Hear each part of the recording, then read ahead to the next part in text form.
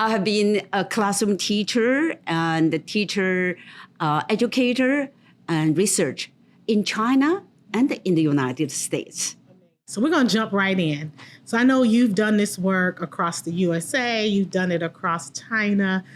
Talk a little bit about what you've seen work across those cultural differences.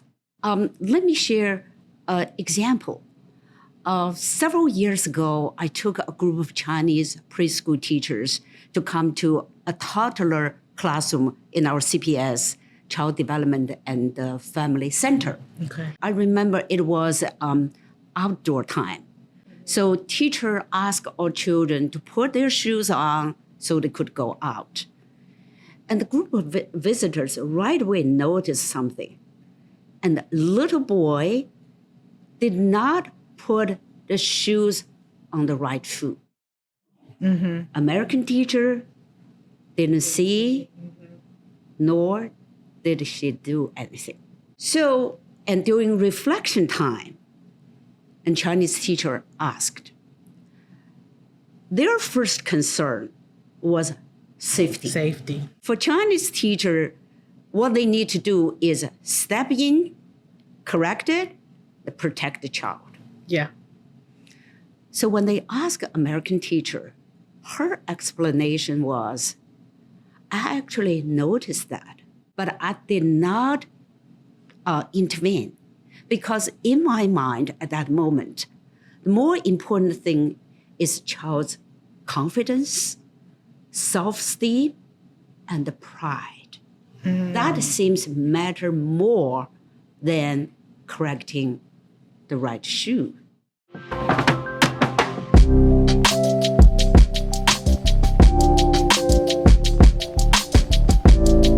Children are constantly showing us how they think. A lot of times we are missing those signs and cues.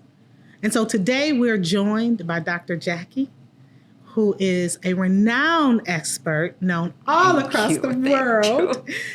And I know Dr. Jie-Qi, I know you personally, we go way back, and I know you built a strong legacy of learning, of teaching teachers and building teacher capacities across the world. I'm so honored to have you here today. And so I want to turn it over to you just so, our family at Circle Time Conversations gets a chance to know, who is Dr. Jie-Qi? Oh, thank you so much, Leslie, for your kind words and for inviting me to this wonderful Circle Time conversation. I'm I'm a child development specialist at Teacher Plus, which is a national organization for teacher leadership development. I'm also a retired Barbara Bowman Professor of Early Education at Erickson Institute. I've been working in the field of early childhood for more than 40 years. Okay, aging, okay? No, you look wonderful. You don't look, no, you look wonderful. Well, I've been a classroom teacher and a teacher, educator, and research in China and in the United States. Amazing. Amazing. So we're going to jump right in. So I know you've done this work across the USA, you've done it across China. Talk a little bit about what you've seen work across those cultural differences. That is such an important topic because in the knowing children's thinking, their behavior, or our teaching, and affected by lots of factors. Yes. But one of which is cultural belief, cultural practice, and expectations. Let me share an example. Several years ago, I took a group of Chinese preschool teachers to come to a toddler classroom in our CPS, Child Development and Family Center. Okay. And I remember it was outdoor time. So teacher asked our children to put their shoes on so they could go out. And the group of visitors right away noticed something. And the little boy did not put the shoes on the right feet. In other words, he put a left shoe on the right foot and the right shoe on the left foot. American teacher didn't see, nor did she do anything. Wow. So, and during reflection time, and Chinese teacher asked, their first concern was safety. Safety, that's right. Yes, so you know it, Leslie, being a teacher for many, many years. And then when you put shoes on the wrong foot and wrong feet, and you might fall easily. You see, you know it.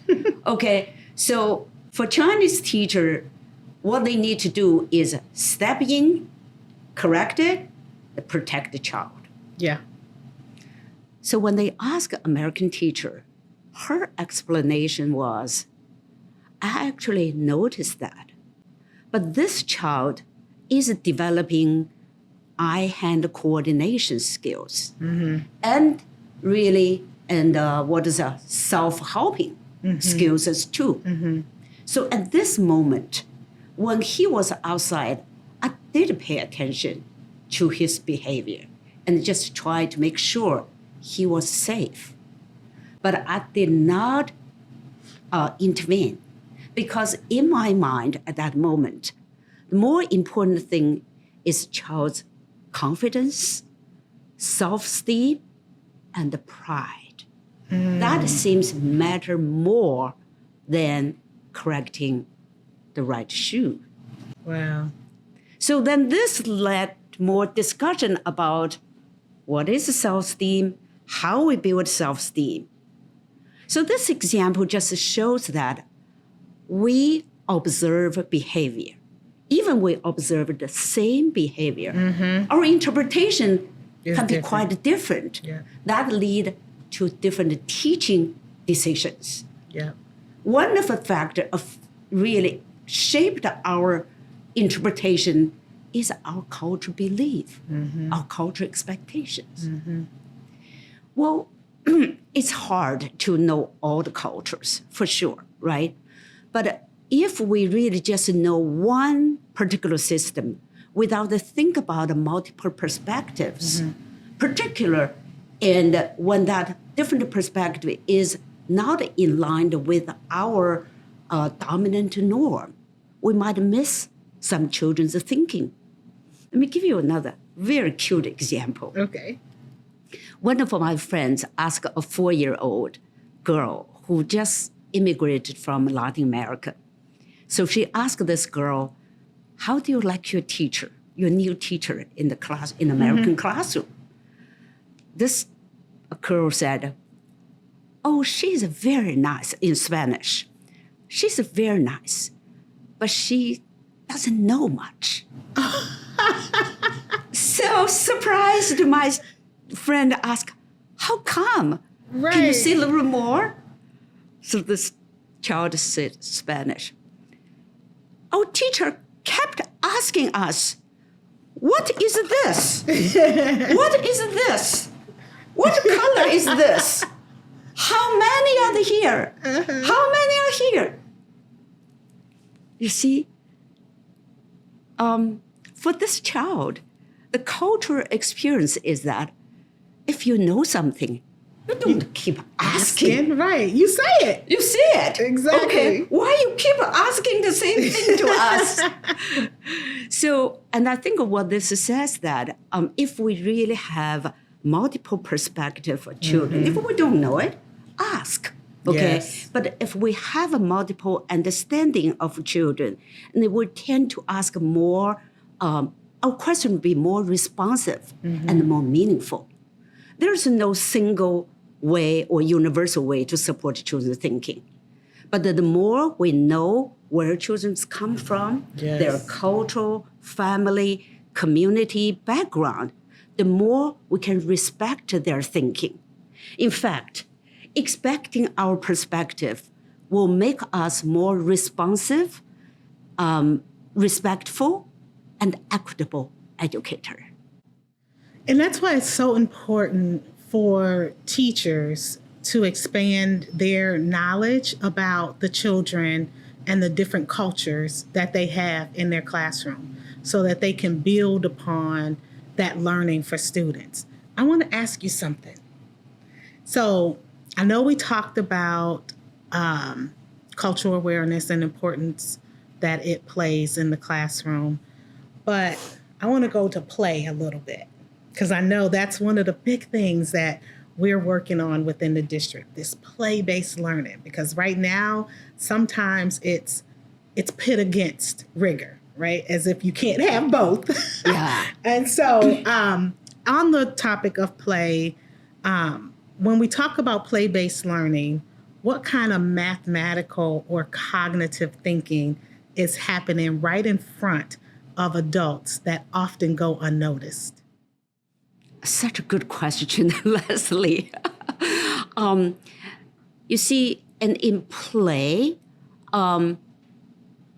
we often look at children's behavior or this is activity.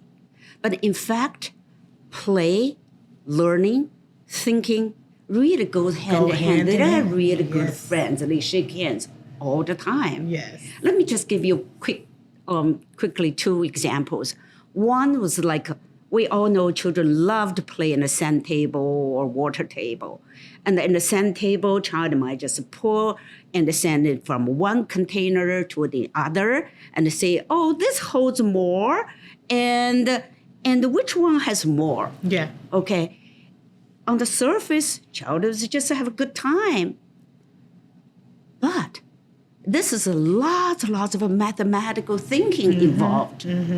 Estimation, comparison, volume, and more or less. Vocabulary? Yes, wonderful. So I know your daughter is very good in math. She is. Because she has a very good mother to build and a good teacher to build a very strong foundation from the beginning. Yes. Okay, through these kind of playful activities, and children really love because there's no risk. I'm learning. And I'm having fun. I'm having fun. I'm exploring all the very fundamental concept for mathematics development. And it builds on what I love about play. It builds on what children are already curious about. Yes. They want to know how many blocks does it take to fill up this box, right? They want to know how heavy is this or how high can I build this before it topples over? And for folks just coming into a room, it may just look like, oh, they're just stacking blocks, right? Yeah. And they miss the mathematical activities that's happening in something so small and something so quick, because it could be 5 minutes. Exactly. It's sort of like what you said that it is a natural way for children to learn, and then this mathematics and this learning experience help them solve problems. Yes. Oh, this is more, this is less. Why do you have more and I have a less? Okay, and this morning when we see each other, we see our matching. Okay, this is a really attribute because the color is similar, right? It's the same and the difference. All these are wonderful experiences in young children and through their daily life and through play. But then teacher said, how do I know it? Well, I think it's a very easy way I want to say is that one simple, powerful approach, what we call notice and wonder. Slow down first. Notice what is happening with the children and with your child, okay? And look at what they are talking, what they are doing, how are they interacting. Then wonder, what does that mean behind this action? This child said, this is more. So what? What does that mean? So you wonder that. When you do more, this notice and the wonder, slow down, you will find out children's thinking right in front of you. Ooh, that's a good point. So have you seen moments in play or early math where you immediately understood how a child was thinking? Do you have a story that kind of gets to that? Sure, yeah. There are lots of stories like that. And because just one example. For instance, this child is counting, okay, and had a good time and counting, but the child counts 1, 2, 3, 4, 5. What the first time? Second time, 1, 2, 4, 3. Okay, so you see this child is counting. So what is going on there? Why each time child counts result differently, right? The child certainly knows the routine of the counting, but the child is kind of on the edge of knowing the sequence, naming sequence, okay? And this is really important. In alphabet, we say A, B, C, D, E, F, G. In number, L-M-N-O-P. you know so well about the song. And then alpha in number 1, 2, 3, 4, 5, and there's also sequence. This sequence has a logical relationship there. 2 is always 1 bigger than 1. 3 is always 1 bigger than 2.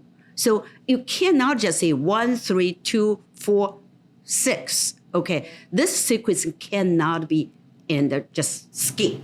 So we do need to help children to learn about the naming sequence. And at the same time, we also need to help children learn to this 1-to-1 correspondence. And because one object can count once and only once, then you get the whole set. So knowing what is going on with the child, what we can do? Slow down. Not push, not correct right away, but slow down. Start a small number. And what we call this is a term called a productive struggle. And that's something that parents, and I would say myself as a young parent, struggled with, because you feel like you're helping, right? So that's what it's disguised as. So when a child gets to a place and you feel like they should know and you want to help, instead of doing what you're suggesting, family, instead of doing what Dr. Jie-Qi is saying, like step back, notice what's happening, and let them think and process and watch them, right? We want to jump in and say, that's 2. See, 1, 2. You know, Leslie, this is just such one example. You see, because as a parent, time is always an issue. Time is an teacher issue. too. Okay, when the child is trying to put his shoes, oh God, takes forever to put his shoes on. Let me help you. So I did it and I tied shoes. Let's go out. Yes. Okay.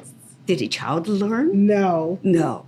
So we really have to give time. If you did it this time, and there's a next time, there's the next time, and the child never learned. That's right. So we need, as you said, the process. Slow down, and the child will get there. And when you build really solid foundation, the good pyramid will build up.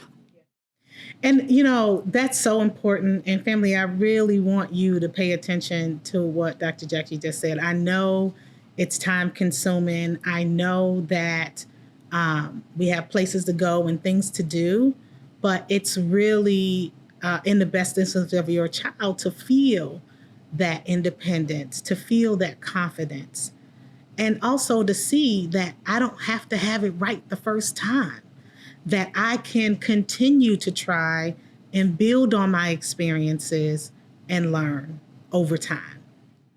Leslie, you said something really key. Well, I don't have to be right the first time. That's right. No one can be right all the time, right? And the arrow is a wonderful opportunity to explore, to think about a different solution. Yep. I have another question. Okay, so like I said, we go way back to our early days in CPS doing teacher PD for the Office of Early Childhood. Oh, you are still doing it. And I'm still doing it. Now you are leading it. Now I'm leading it, yes. And I love it. It's a joy. So you've supported teacher professional development, like I said, for over 30 years. Amazing. What kind of experiences actually change how teachers see children learning in play-based settings?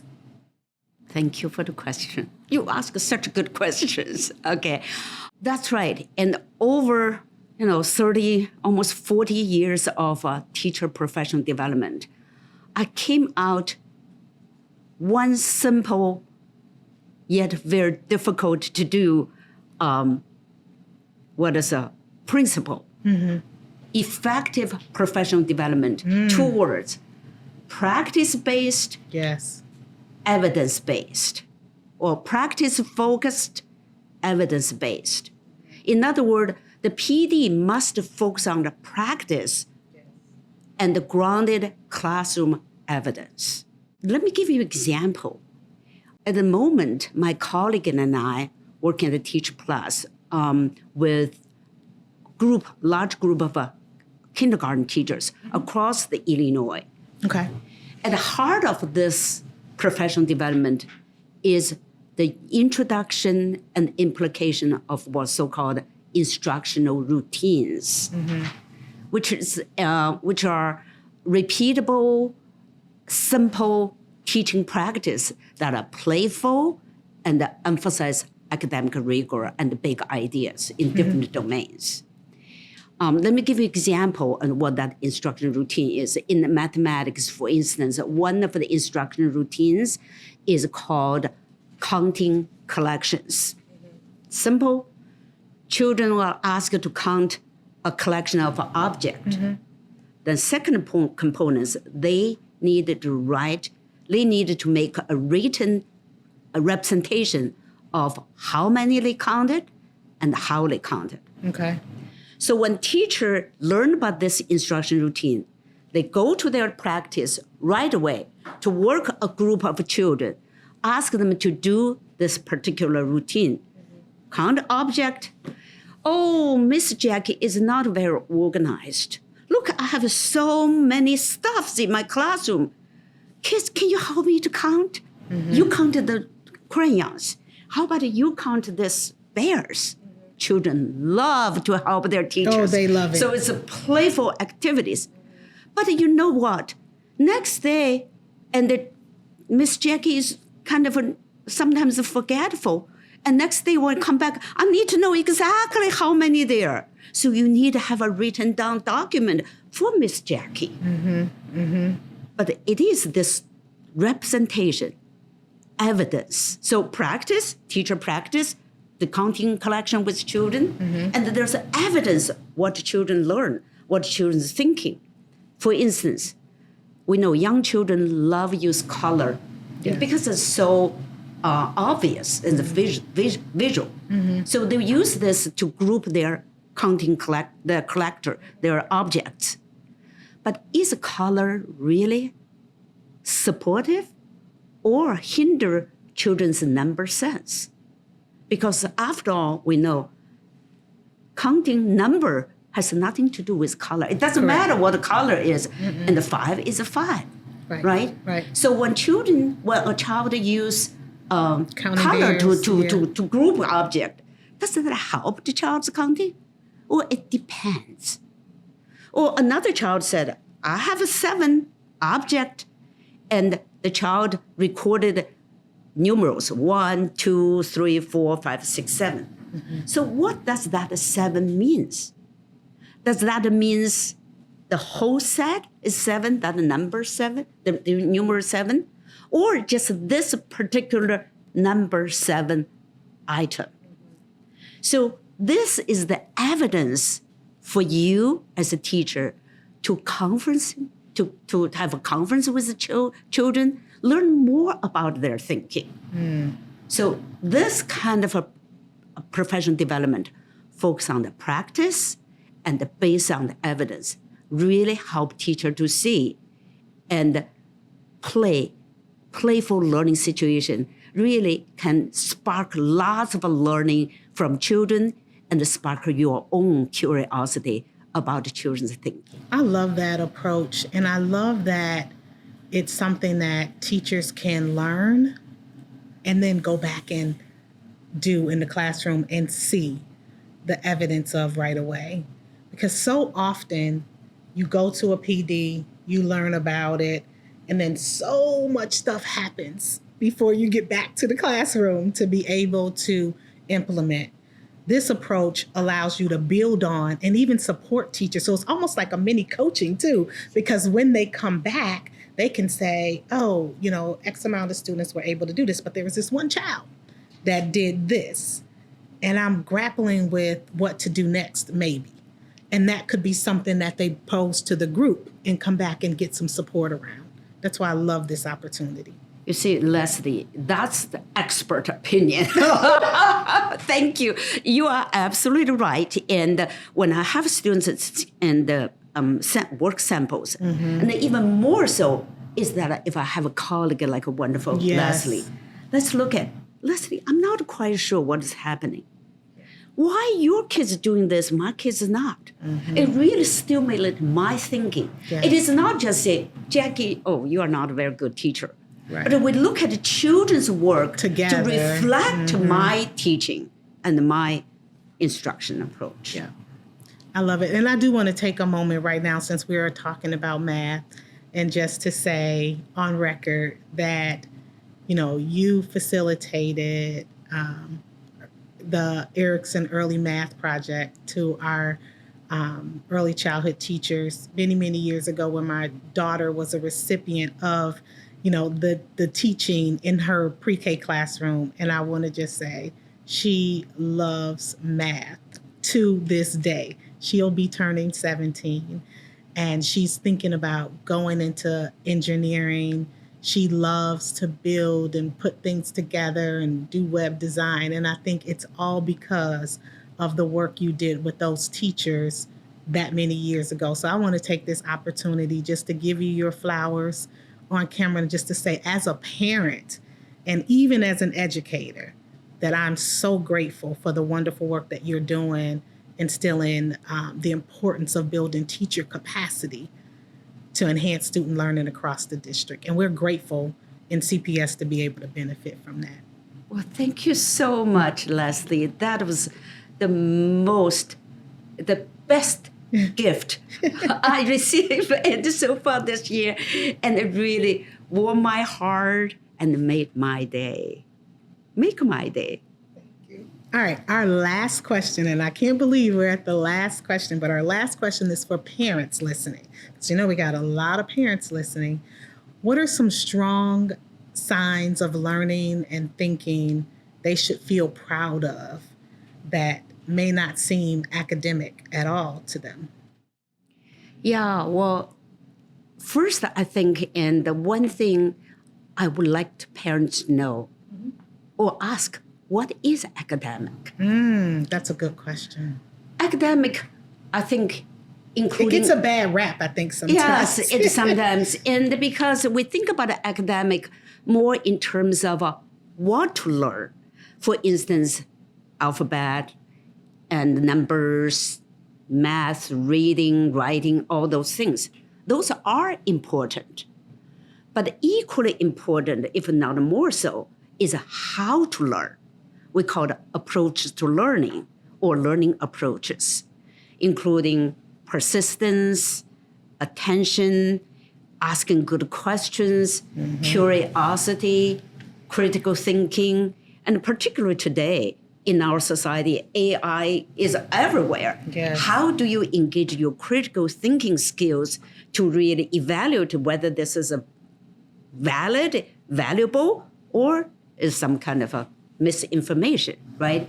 So, and we need to help parents understand both what to learn and how to learn, really equally important to help children to develop so-called academic skills. And the second thing I think is that, and learning takes place everywhere. Oh my gosh, yes. Yeah, mathematics is everywhere in our life. You go to shopping, you count how many things you need for particular cooking, or you are playing as what you have experienced in your life with your children, and everywhere. And the more we expose to our children a variety of experience, the better they build different modality to focus on same ideas. Yeah. And you know that I have worked with Howard Gardner at Harvard University since 1989. And his theory of multiple intelligence really affected my way of thinking. And the math, even in the early years, it's not just the manipulatives, but it's also visual thinking, is also and the representation. You can do all the things to build the mathematics foundations. And the last but not least is I'm coming back to this notice and wonder framework or approach. For parents, please slow down, notice your children and what they're doing, and find out the pattern. Don't make a quick decision. What is happening? Oh, she or he is so bad about this. It takes time, as you said. Let's focus on more of the thinking, the process, rather than just the outcome. I love that. And I think it's too about exposure. I think parents can't do enough to share those opportunities of, engaging in math activities at home, because it is all around their home. They don't have to have special equipment or special items to be able to do what you're asking them to do. They can do it with cereal boxes and Yes, really. Yeah, this morning, why you're my little sister, why you have more cereal than I do? Yes. There's always to do it.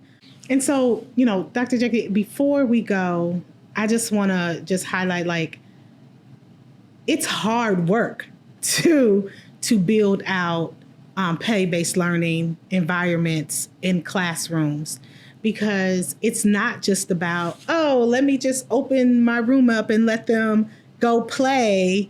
And that's what, it is, play for play's sake. That's not what we're talking about today, right? We're talking about setting up opportunities for children to have structured play, intentional play. Can you talk a little bit about that? I think you emphasize two key words, intentionality and instruction. Okay. As you said, we're talking about play. It's not just a play for the play's sake. As long as children's busy around, and that'll be fine. No. In schools, particularly, and we have instructional purpose. And so from the material set up, why I'm setting this up materials here, why I mix these two materials together, because I have an instructional purpose. When children start to play, you don't just say, okay, this is my time to do my paperwork. It's time for you to notice and wonder. And further, when I wondered, this is children's thinking, how am I going to build upon my instructional activities? And it's getting to the rigor of the task too. So it's, how am I taking what I'm seeing them being able to do in this opportunity of play, and how am I going to build out the next level? How am I going to try to scaffold them or have them reach the next level of their potential through play? So it's more like the circle going around and around. Okay, you get into the door, and from children's engaging, playful, and excitement, then you provide some focused instructional activity. Then you come back to really for children to apply what they learn. So this is going round circle and going up and really and make children's learning playful and purposeful. Well, Dr. Jie-Qi, this has been amazing. I cannot thank you enough just for the knowledge that you have shared within our community at the Circle, and really pushing our families to stop, slow down, and notice what's happening before they react. Well, thank you, Leslie.